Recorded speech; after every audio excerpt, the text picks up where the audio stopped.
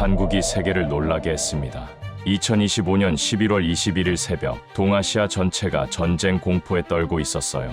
일본 다카이치 총리가 대만 유사시 무력 개입을 선언했습니다. 중국이 즉각 반응했죠. 전투기 편대가 하늘을 뒤덮었습니다. 중국 해군이 실사격 훈련 영상을 공개했어요. 푸제남 항공모함이 동중국해로 진입했습니다. 일본이 48시간 내 충돌을 경고하며 자위대 3만 명을 긴급 배치했죠. 전 세계 언론이 전쟁 임박이라고 떠들었습니다.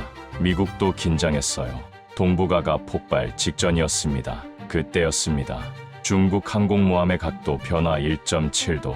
아무도 주목하지 않은 미세한 차이였습니다. 하지만 한국 분석팀은 알아챘습니다. 이건 공격 대응이 아니다. 심리전이다. 중국이 세계를 속이고 있다. 전 세계가 중국의 거짓에 속아 넘어가는 동안 오직 한국만이 진실을 꿰뚫어봤습니다. 도쿄대 안보연구소도 충격에 빠졌습니다. 일본 최고 전문가들이 놓친 걸 한국이 찾아낸 겁니다. 도대체 어떻게 1.7도 차이로 중국의 거짓을 알아챈 걸까요? 지금부터 그 놀라운 이야기를 공개합니다. 이야기 시작하기 전에 좋아요와 구독 버튼을 한 번만 눌러주시면 저희 원더풀 코리아에 아주 큰 힘이 됩니다. 그리고 세계는 한국으로 라는 댓글도 남겨주셔서 한국을 응원해주세요. 그리고 지금 어디서 보고 계신가요? 세계 어디서든 우리 민족은 다 이어져 있습니다. 저는 다나카 히로시입니다. 도쿄대 안보전략연구소 교수예요. 35년간 동아시아 안보를 연구해왔습니다. 도쿄대를 졸업하고 MIT에서 국제정치학 박사를 받았죠. 일본 방위성 자문위원으로도 활동하고 있습니다. 2025년 11월 20일 밤 11시 제 휴대전화가 울렸어요. 방위성 정보본부장 야마다 장군이었습니다. 다나카 교수님, 즉시 방위성으로 와주십시오. 긴급 상황입니다. 목소리가 긴박했습니다. 저는 서둘러 옷을 입었어요. 택시를 타고 시부야 방위성 청사로 향했습니다. 밤 11시 45분, 청사 정문에 도착했죠. 야마다 장군이 직접 마중 나와 있었습니다. 빨리 오십시오. 상황실로요. 우리는 엘리베이터를 탔어요. 지하 3층 버튼을 눌렀습니다. 엘리베이터 안에서 야마다 장군이 설명했습니다. 중국이 움직였어요. 푸제남이 동중국해로 진입했습니다. 실사격 훈련 영상도 공개했죠. 전쟁 직전 상황이에요. 상황실 문이 열렸습니다. 30명 정도의 장성과 참모들이 모여 있었어요. 거대한 스크린에 중국 해군 영상이 떠 있었습니다. 푸제남에서 전투기가 이륙하고 있었죠. 방위 대신 이시바 장관이 저를 봤습니다. 다나카 교수, 와주셨군요. 이 상황을 어떻게 봅니까? 저는 스크린을 자세히 봤어요. 영상은 위협적이었습니다. 제 첫인상을 말씀드리면 저는 조심스럽게 시작했어요. 중국이 심리전을 펼치는 것 같습니다. 영상 공개 타이밍이 너무 계획적이거든요. 회의실이 술렁였습니다. 한 장군이 반박했어요. 교수님, 이건 심리전이 아닙니다. 실제 전력 이동이에요. 우리 P-1 초계기가 확인했습니다. 스크린에 일본 정찰 자료가 떴습니다. 중국 해군 전력 70%가 동중국해에 집결. 48시간 내 센카쿠 충돌 가능성 90%. 충격적인 분석이었어요. 저는 자료를 자세히 검토했습니다. 중국 구축함 8척, 호위함 12척, 잠수함 5척. 실제로 엄청난 전력이 이동하고 있었어요. 숫자만 보면 위협적이었습니다. 하지만 뭔가 이상했습니다. 제가 2016년 남중국해 분쟁 때 본 패턴과 달랐어요. 당시 중국은 훨씬 은밀하게 움직였습니다. 이번엔 너무 노골적이었죠. 이시바 장관이 말했습니다. 우리는 자위대 3만 명을 긴급 배치하기로 결정했어요. 미국에도 지원을 요청했습니다. 내일 아침 국민에게 발표할 겁니다. 저는 불안했습니다. 너무 성급한 거 아닌가? 하지만 자료는 명확했어요. 중국 함정들이 실제로 움직이고 있었습니다. 그때 정보국장 사카이 대좌가 보고를 시작했습니다. 중국 SNS 분석 결과입니다. 11월 19일 밤 11시 첫 영상 공개. 20일 새벽 0시 30분 두 번째 영상. 그리고 3시간 전 세 번째 영상. 규칙적이네요. 제가 중얼거렸습니다. 사카이 대좌가 고개를 끄덕였어요. 맞습니다. 3시간 간격으로 공개하고 있어요. 하지만 이게 뭘 의미하는지는 모르겠습니다. 심리전의 전형적 패턴입니다. 제가 설명했어요. 실제 작전이라면 이렇게 규칙적일 수 없어요. 그들은 계획된 시나리오를 실행하고 있는 겁니다. 야마다 장군이 반박했습니다. 교수님, 이론은 그렇지만 현실은 다릅니다. 중국 함정이 실제로 센카쿠로 향하고 있어요. 우리 눈으로 확인했습니다. 저는 다시 스크린을 봤습니다. P-1 초계기가 촬영한 영상이 재생되고 있었어요. 중국 함정들이 줄지어 항해하고 있었습니다. 위협적으로 보였죠. 하지만 속도가 이상했습니다. 15노트 정도였어요. 공격적 기동이라면 최소 25노트는 되어야 합니다. 저는 이 점을 지적했어요. 속도가 느린데요. 제가 말했습니다. 실제 공격이라면 더 빨라야 하지 않습니까? 사카이 대저가 답했어요. 연료 절약일 수도 있습니다. 장거리 작전을 대비해서요. 그럴 수도 있었습니다. 저는 확신할 수 없었어요. 경험상 중국은 예측 불가능했습니다. 하지만 뭔가 석연치 않았죠. 그때 참모 한 명이 급히 들어왔습니다. 장군님, 한국에서 긴급 연락이 왔습니다. 중국 관련 정보를 공유하고 싶다고 합니다. 한국이요? 이시바 장관이 의아해했어요. 그들이 뭘 안다는 겁니까? 참모가 답했습니다. 425정찰위성으로 중국 함대를 추적했다고 합니다. 저는 425위성에 대해 들어본 적이 있었습니다. 한국의 최신 정찰위성이에요. 작년에 발사했다고 들었죠. 하지만 성능은 잘 몰랐습니다. 스크린에 화상 연결이 시작됐습니다. 한국 국정원 최도연 부국장이 나타났어요. 안녕하십니까. 중요한 정보를 발견해서 즉시 공유하고자 합니다. 최도연 부국장이 자료를 공유했습니다. 우리 425위성이 포착한 푸제남 이미지입니다. 19시 34분부터 20시 12분 사이 함수 각도가 1.7도 변화했습니다. 1.7도요? 사카이 대좌가 비웃었습니다. 그런 미세한 차이로 뭘 알 수 있습니까? 최도연 부국장이 침착하게 답했어요. 공격 대형이라면 나올 수 없는 패턴입니다. 스크린에 한국 위성 이미지가 떴습니다. 저는 숨을 멈췄어요. 놀라울 정도로 선명했습니다. 푸제남의 갑판이 손에 잡힐 듯 보였어요. 함교의 레이더까지 보였습니다. 갑판 위 전투기 배치도 정확했어요. 심지어 함교 창문의 불빛까지 보였습니다. 이건 일본 정찰위성으로는 불가능한 해상도였어요. 저는 놀랐습니다. 한국 위성이 이 정도인 줄 몰랐어요. 최도연 부국장이 계속 설명했습니다. 야오닝함도 같은 패턴을 보입니다. 이건 시위성 기동이에요. 화면이 바뀌었습니다. 야오닝함 이미지가 나타났어요. 역시 선명했습니다. 함수가 약간 틀어져 있었어요. 공격 대형이 아니었습니다. 최도연 부국장이 추가 자료를 보여줬습니다. 중국 SNS 배포 타이밍도 보십시오. 정확히 3시간 간격입니다. 그리고 실사격 위치를 확인해 보세요. 새로운 지도가 나타났습니다. 중국 실사격 위치가 표시되어 있었어요. 중국 영해 깊숙한 곳이었습니다. 센카쿠에서 700km나 떨어진 곳이었죠. 일본을 겨냥했다면 왜 그렇게 안쪽에서 쏩니까? 최도연 부국장의 질문에 회의실이 조용해졌습니다. 논리적이었어요. 사카이 대좌가 화를 냈습니다. 한국 위성이 우리 P-1 초계기보다 정확하다는 겁니까? 웃기는 소리입니다. 우리는 70년 해상 감시 역사가 있어요. 최도연 부국장은 동요하지 않았습니다. 역사도 중요하지만 기술도 중요합니다. 우리 SAR 위성은 전천후 관측이 가능해요. 야간에도 구름 속에서도 관측합니다.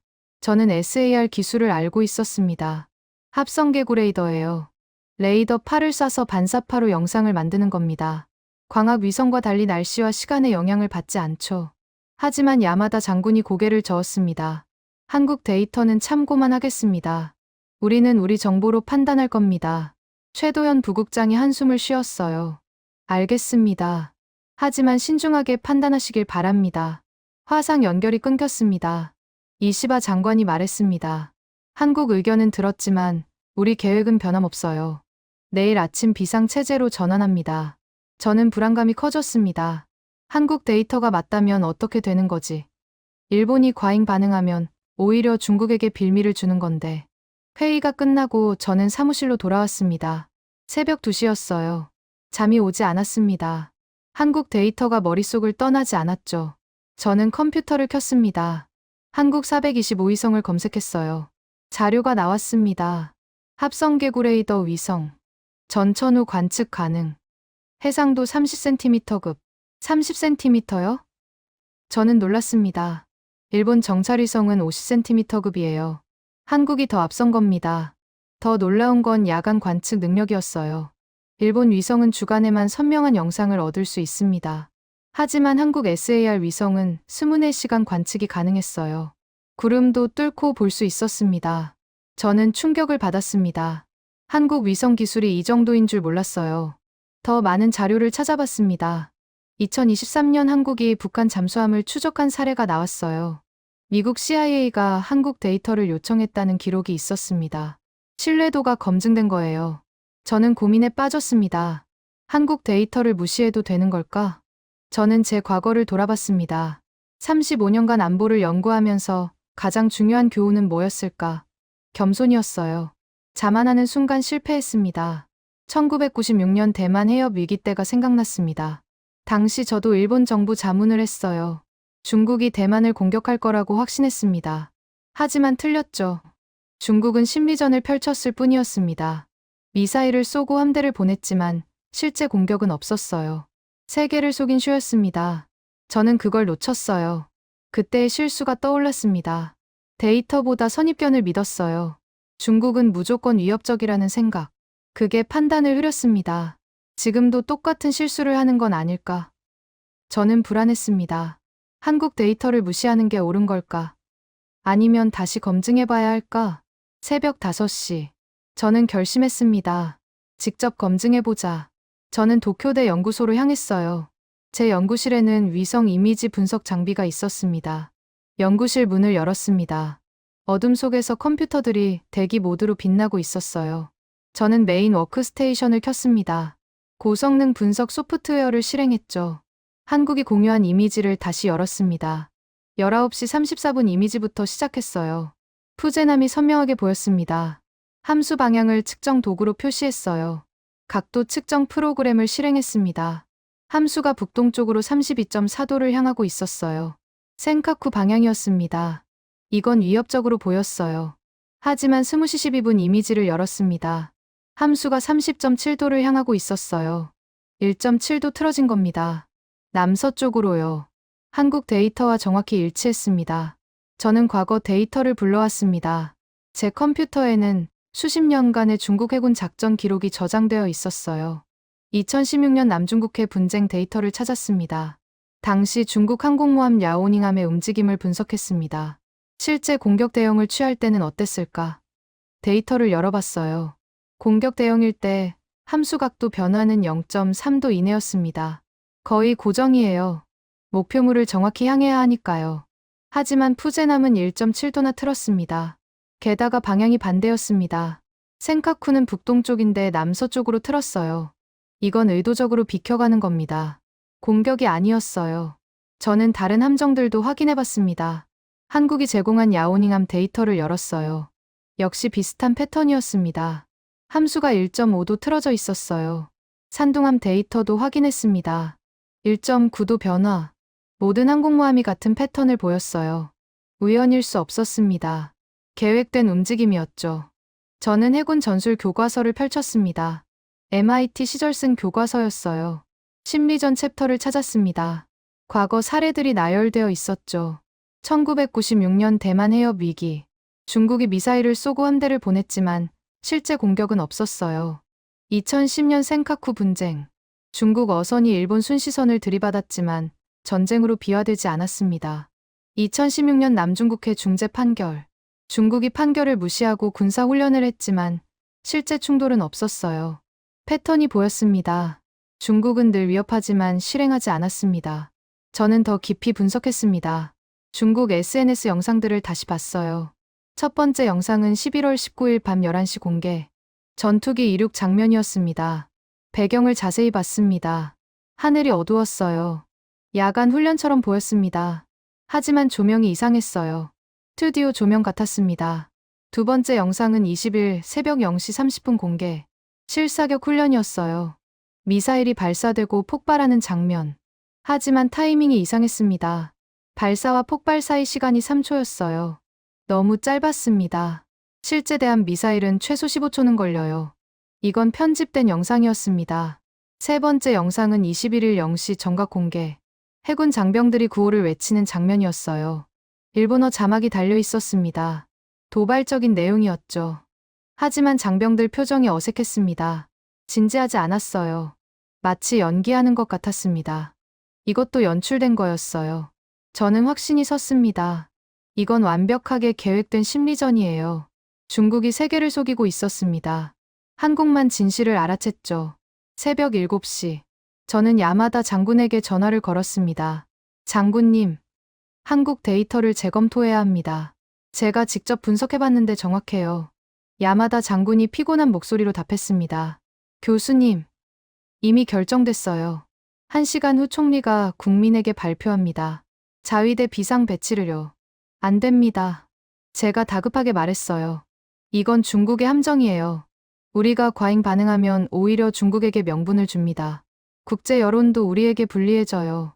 야마다 장군이 한숨을 쉬었습니다. 너무 늦었어요. 총리 결심이 확고합니다. 이시바 장관도 동의했고요. 제가 설득할 수 없습니다.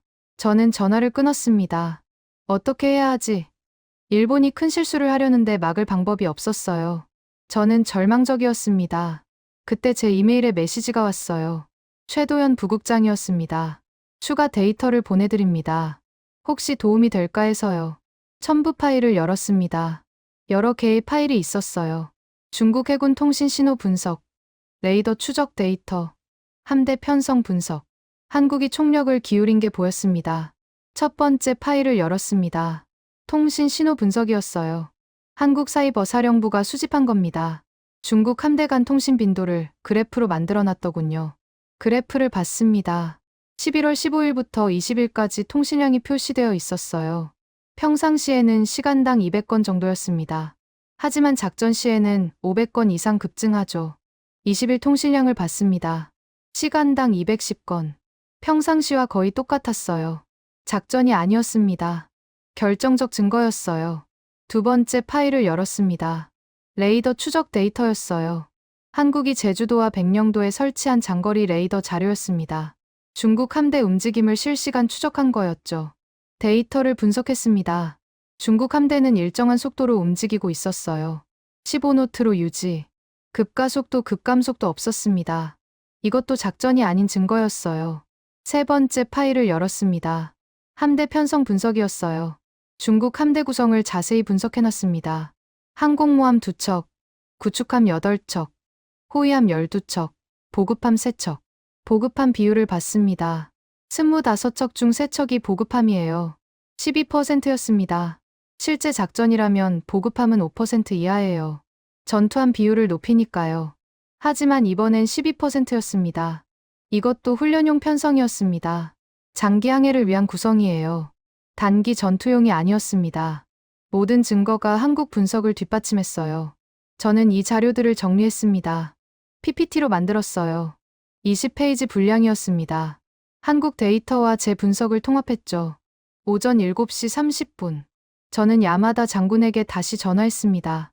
장군님, 결정적 증거를 찾았습니다. 총리에게 보고하게 해주십시오. 반드시 봐야 합니다. 야마다 장군이 망설였습니다. 교수님, 30분 후 발표예요. 지금 와서 뒤집기 어려워요. 하지만 저는 포기하지 않았습니다. 일본의 미래가 걸린 문제입니다. 30분만 주십시오. 야마다 장군이 한숨을 쉬었습니다. 알겠습니다. 총리 관저로 오십시오. 제가 시간을 만들어 보죠. 저는 노트북을 들고 뛰어나갔습니다. 택시를 잡았습니다. 총리 관저로요. 급합니다. 기사가 속도를 냈어요. 아침 러시아어였지만 다행히 길이 막히지 않았습니다. 오전 8시. 총리 관저 앞에 도착했습니다. 경호원이 막았어요. 교수님, 지금 회의 중입니다. 저는 야마다 장군에게 전화했습니다. 도착했습니다. 5분 후 야마다 장군이 나왔습니다. 빨리 오세요. 총리가 10분만 드린대요. 우리는 관저 안으로 뛰어들었습니다. 회의실까지 복도를 달렸어요. 회의실 문이 열렸습니다. 다카이치 총리가 앉아 있었어요. 옆에 이시바 장관, 외무장관, 관방장관이 있었습니다. 모두 긴장한 표정이었죠. 다나카 교수, 10분 드리겠습니다. 총리가 말했어요. 무슨 얘기입니까? 저는 노트북을 연결했습니다. 한국 데이터를 보여드리겠습니다. 첫 장을 띄웠습니다. 푸제남 함수 각도 변화. 1.7도 남서쪽 이탈. 이건 공격 대응이 아닙니다. 제가 설명했어요. 과거 중국 작전과 비교하면 명확합니다. 두 번째 장. 통신 신호 분석. 평상시와 동일한 통신량. 작전이라면 2배 이상 증가해야 합니다. 하지만 변화가 없어요. 세 번째 장. 함대 편성 분석. 보급함 비율 12%. 전투용이 아니라 훈련용 편성입니다. 장기 항해를 준비한 거예요. 네 번째 장. SNS 영상 분석. 규칙적 공개 타이밍. 편집된 영상. 연출된 장면. 이건 계획된 심리전입니다. 총리가 심각한 표정으로 화면을 봤습니다. 이시바 장관도 고개를 끄덕이고 있었어요. 외무장관이 물었습니다. 이 자료는 누가 만든 겁니까? 한국 국정원입니다. 제가 답했어요. 그들의 425위성이 포착한 겁니다. 저도 독자적으로 검증했고요. 제 35년 경력을 걸고 말씀드립니다. 이건 심리전이에요. 총리가 참모들을 봤습니다. 여러분 의견은요? 이시바 장관이 조심스럽게 말했어요. 한국 데이터가 정확하다면 우리가 과잉 반응하는 겁니다. 국제 여론이 우리에게 불리해질 수 있어요. 외무장관도 동의했습니다. 중국에게 구실을 주는 꼴입니다. 그들이 우리를 침략자로 몰 수 있어요. 신중해야 할 것 같습니다. 관방장관이 반대했습니다. 하지만 이미 언론에 예고했어요. 지금 취소하면 정부 신뢰가 떨어집니다. 총리가 고민에 빠졌어요. 저는 마지막 카드를 꺼냈습니다. 총리님, 발표 내용을 수정하시면 됩니다. 자위대 비상 배치 대신 방어 태세 강화라고 하시면 어떻습니까? 공격적이지 않게요. 총리가 눈을 빛냈습니다. 그거 좋은 생각이네요. 메시지는 전달하되 긴장은 낮추는 거죠. 참모들도 고개를 끄덕였습니다. 결정하겠습니다. 총리가 말했어요. 발표 내용을 수정합니다. 다나카 교수, 한국에 감사 인사를 전해주십시오. 그들이 우릴 구했어요. 오전 10시, 총리 기자회견이 열렸습니다. 일본은 방어 태세를 강화합니다. 총리가 발표했어요. 하지만 불필요한 긴장 고조는 피하겠습니다. 중국과 대화로 해결하겠어요. 온건한 메시지였습니다. 언론이 당황했어요. 예고와 다른 내용이었으니까요. 하지만 국제사회는 환영했습니다. 미국 국무부가 성명을 냈습니다. 일본의 신중한 대응을 높이 평가한다. 대화를 통한 해결을 지지한다. 유럽연합도 비슷한 입장을 밝혔어요. 중국이 당황했습니다. 일본이 예상과 다르게 나온 거예요. 중국은 일본의 과잉 반응을 노렸는데 실패한 겁니다. 베이징이 전략을 재검토하기 시작했어요. 3일 후 중국이 훈련 종료를 선언했습니다. 푸제남이 모항으로 돌아갔어요. 야오닝함도 산둥함도 철수했습니다. 긴장이 완전히 해소됐어요. 일본 언론이 뒤늦게 진실을 보도했습니다. 중국의 심리전을 한국이 간파했다. 일본이 과잉 반응을 피했다. 한국 위성 기술이 결정적 역할을 했다. 여론이 놀랐습니다. 한국 위성이 그렇게 뛰어났나? 댓글이 쏟아졌어요. 한국 기술을 과소평가했다. 일본도 배워야 한다. 협력을 강화하자. 일주일 후 저는 서울로 날아갔습니다. 최도연 부국장을 직접 만나고 싶었어요. 국정원 본부를 방문했습니다. 경기도 과천이었죠. 최도연 부국장이 저를 맞았습니다. 다나카 교수님, 환영합니다. 우리는 악수를 나눴어요. 부국장님, 감사합니다. 일본을 구해주셨어요. 최도연 부국장이 웃으며 답했습니다. 동맹이 하는 일 아닙니까? 우리는 회의실로 이동했어요. 차를 마시며 대화를 나눴습니다. 솔직히 물어봐도 될까요? 제가 말했어요. 어떻게 그렇게 정확하게 분석하셨습니까? 1.7도 각도 변화를 어떻게 알아챈 겁니까? 최도연 부국장이 설명했습니다. 425위성이 핵심이었어요. 30cm 해상도로 38분간 연속 추적했습니다. AI가 미세한 변화를 자동 감지했죠. 38분이요? 저는 놀랐습니다. 그렇게 오래 추적이 가능합니까? 최도연 부국장이 고개를 끄덕였어요. 궤도를 최적화했거든요. 동중국해를 집중 관측하도록요. AI는 어떤 걸 썼습니까? 제가 다시 물었습니다. 최도연 부국장이 답했어요. 한국이 자체 개발한 심층학습 모델입니다. 과거 중국 해군 데이터 10만 건으로 학습시켰어요. 저는 감탄했습니다. 일본도 AI를 쓰지만 그 정도는 아니에요. 데이터도 부족하고 모델도 단순합니다. 한국이 훨씬 앞섰어요. 위성 시설을 볼 수 있을까요? 제가 요청했습니다. 최도연 부국장이 미소를 지었어요. 물론입니다. 안내해드리죠. 우리는 국정원 위성센터로 이동했습니다. 지하 2층이었습니다. 거대한 스크린들이 벽을 가득 채우고 있었어요. 각 스크린에 위성 영상이 실시간으로 표시되고 있었습니다. 중앙 스크린의 동부가 지도가 떠 있었습니다. 425위성의 현재 위치가 표시되어 있었어요. 일본 상공을 지나고 있었습니다. 분석관 한 명이 설명했습니다. 425위성은 500km 고도에서 지구를 돌아요. 90분에 한 바퀴씩. 하루 16번 한반도 상공을 지나갑니다. 해상도가 정말 30cm입니까? 제가 물었어요. 분석관이 화면을 확대했습니다. 도쿄 시내가 나타났어요. 차량 번호판이 보였습니다. 저는 충격받았습니다. 이 정도면 사람 얼굴도 식별 가능해요. 분석관이 고개를 끄덕였습니다. 맞아요. 하지만 개인정보 보호 때문에 그렇게는 안 써요. 다른 스크린을 봤습니다. 북한 평양이 나타나 있었어요. 김일성 광장이 선명하게 보였습니다. 군중 한 명 한 명이 구분됐어요. 이건 언제 촬영한 겁니까? 제가 물었습니다. 분석관이 답했어요. 3시간 전입니다. 실시간 감시 중이에요. 북한 동향을 24시간 추적합니다. 저는 일본도 이런 시스템이 필요하다고 느꼈습니다. 한국에게 배워야 해요. 최도연 부국장에게 제안했습니다. 한일 정보 공유 시스템을 만들면 어떨까요? 최도연 부국장이 즉답했습니다.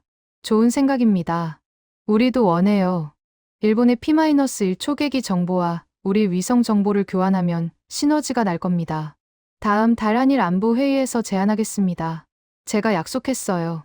최도연 부국장이 악수를 청했습니다. 기대하겠습니다. 한 달 후 도쿄에서 한일 안보 회의가 열렸습니다. 양국 국방장관, 외무장관이 참석했어요. 저도 일본 측 전문가로 참여했습니다. 회의에서 정보 공유 협정이 체결됐습니다. 한국 425위성 데이터를 일본이 활용하기로 했어요. 대신 일본 P-1 초계기 정보를 한국에 제공하기로 했습니다. 실시간 공유 시스템도 구축하기로 했습니다. 서울과 도쿄를 전용 회선으로 연결하는 거예요. 긴급 상황 시 즉각 정보를 교환할 수 있습니다. 한국 국방장관이 말했습니다. 이번 사건이 한일 협력의 중요성을 보여줬어요. 함께하면 더 강해집니다. 일본 국방장관도 동의했습니다. 언론이 이 소식을 대서특필했습니다. 한일 안보 협력 새 시대. 한국 위성 기술이 핵심 역할. 양국 국민이 환영했어요. 저는 도쿄대로 돌아왔습니다. 학생들에게 이번 사건을 가르쳤어요. 수업 제목은 한국 위성 기술과 동북아 안보였습니다. 학생들이 열심히 들었습니다. 한 학생이 질문했어요. 교수님, 한국이 일본보다 위성 기술이 앞선 이유가 뭡니까? 저는 솔직하게 답했습니다. 투자와 집중이에요. 한국은 국가 안보를 위해 위성 기술에 막대한 예산을 투입했습니다. 민간 우주 산업도 발달했고요. 일본은 그만큼 집중하지 못했어요. 다른 학생이 물었습니다. 일본이 따라잡을 수 있습니까? 저는 긍정적으로 답했어요. 가능합니다. 하지만 한국과 협력하면 더 빠를 겁니다. 혼자 가는 것보다 함께 가는 게 낫죠. 수업 후 제 연구실로 돌아왔습니다. 창밖을 보며 생각에 잠겼어요. 이번 사건이 제게 준 교훈은 뭘까? 첫째, 동맹을 신뢰하라. 한국 데이터를 의심했다면 큰일 날 뻔했어요. 동맹국 정보를 존중해야 합니다. 둘째, 겸손하라. 일본이 최고라는 오만을 버려야 해요. 한국이 많은 분야에서 앞섰습니다. 인정하고 배워야 합니다. 셋째, 기술을 중시하라. 425위성 같은 첨단 기술이 안보의 핵심이에요. 일본도 투자를 늘려야 합니다. 넷째, 협력하라. 혼자서는 한계가 있어요. 한일이 함께하면 중국도 러시아도 막을 수 있습니다. 저는 이 교훈들을 잊지 않을 겁니다. 앞으로 제 연구와 자문 활동에 반영할 거예요. 한국과의 협력을 강화하는 데 힘쓸 겁니다. 3개월 후 저는 다시 서울을 방문했습니다. 이번엔 한국항공우주연구원을 방문하기 위해서였어요. 425위성을 직접 관제하는 곳이었습니다. 대전에 있는 연구원을 찾아갔습니다. 위성관제센터를 견학했어요. 엔지니어들이 24시간 위성을 모니터링하고 있었습니다. 한 엔지니어가 설명했습니다. 425위성은 완전 자율 운영이에요. AI가 목표물을 자동 추적합니다. 사람은 감독만 하죠. 얼마나 많은 목표를 동시에 추적합니까? 제가 물었어요. 엔지니어가 답했습니다. 최대 50개요. 함정, 항공기, 차량 모두 가능해요. 저는 감탄을 금할 수 없었습니다. 일본 위성은 동시에 10개가 한계예요. 한국이 5배나 앞섰습니다. 기술 격차를 실감했어요. 앞으로 어떤 계획이 있습니까? 제가 물었습니다. 엔지니어가 설명했어요. 내년에 426위성을 쏩니다. 해상도가 20cm급으로 올라가요. 20cm요? 저는 놀랐습니다. 그럼 더 정밀한 관측이 가능하겠네요. 엔지니어가 고개를 끄덕였습니다. 맞아요. 그리고 427위성도 준비 중입니다. 2027년 발사 예정이에요. 한국의 우주 기술이 계속 발전하고 있었습니다. 일본도 따라가려면 더 노력해야 해요. 저는 돌아가서 정부에 건의해야겠다고 생각했습니다. 저녁에 최도연 부국장과 다시 만났습니다. 서울 시내 레스토랑에서 저녁을 먹었어요. 한국 전통 요리였습니다. 부국장님, 한국 우주 기술이 정말 대단하더군요. 제가 말했어요. 일본이 배워야 할 게 많습니다. 최도연 부국장이 겸손하게 답했습니다. 아직 갈 길이 멉니다. 미국에 비하면 한참 뒤처져 있어요. 하지만 열심히 따라가고 있습니다. 저는 고개를 저었어요. 일본 입장에서는 한국이 훨씬 앞서 있어요. 앞으로도 협력합시다. 최도연 부국장이 말했어요. 한일이 함께하면 동북아를 지킬 수 있습니다. 저도 동의합니다. 제가 답했어요. 한국은 신뢰할 수 있는 파트너예요. 우리는 잔을 들었습니다. 한일 우정을 위해, 그리고 동북아 평화를 위해 잔을 부딪혔어요. 진심이 담긴 건배였습니다. 지금도 저는 그날을 기억합니다. 2025년 11월 21일, 한국 위성이 중국의 거짓을 밝혀낸 날, 일본이 큰 실수를 피한 날, 한일 협력이 새로운 단계로 접어든 날. 그날 이후 제 인생이 바뀌었습니다. 한국을 보는 시각이 완전히 달라졌어요. 더 이상 과소평가하지 않습니다. 한국은 첨단 기술 강국이에요. 제 연구도 바뀌었습니다. 한일 협력을 주제로 논문을 여러 편 썼어요. 국제학술지에 실렸습니다. 한국 위성 기술을 소개하는 책도 집필 중이에요. 학생들에게도 강조합니다. 한국을 배우라고요. 그들의 기술, 전략, 헌신을 배워야 합니다. 일본의 미래를 위해서요. 이번 사건은 저에게 큰 교훈을 줬습니다. 동맹의 가치, 기술의 중요성, 겸손의 필요성, 모두 값진 교훈이었어요. 앞으로도 한국과 협력을 강화할 겁니다. 정보를 공유하고 기술을 배우고 함께 발전할 거예요. 그게 동북아 평화를 지키는 길입니다. 오늘 이야기가 감동이었다면 좋아요 버튼으로 응원해 주십시오.